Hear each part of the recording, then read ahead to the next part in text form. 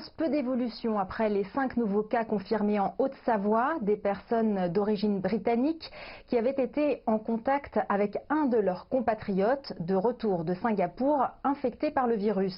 La ministre de la Santé française Agnès Buzyn était sur place ce week-end alors qu'une cellule de crise a été mise en place et que 3 écoles dans lesquelles se serait rendue l'une des personnes, un enfant âgé de 9 ans, ont été fermées. Tous les services de santé locaux ont été mobilisés pour faire face à la situation.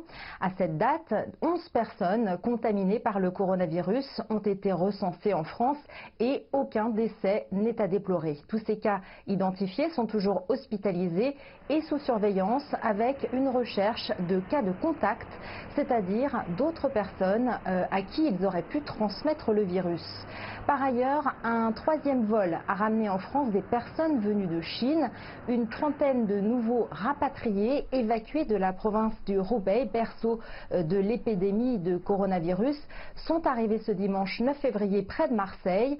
Contraints de quitter Wuhan face à la propagation du virus, ils ont atterri à 13h30 dans le sud de la France après les 180 personnes qui avaient déjà débarqué le 31 janvier, puis 120 autres le 2 février dernier.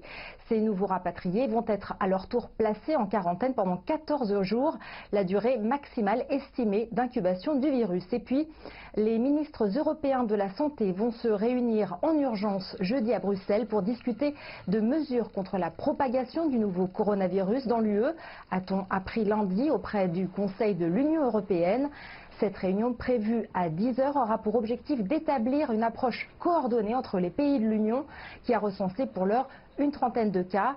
Un débat a été proposé par le ministre allemand de la Santé Jens Spahn sur d'éventuelles restrictions d'entrée en Europe et de contrôle accru aux frontières.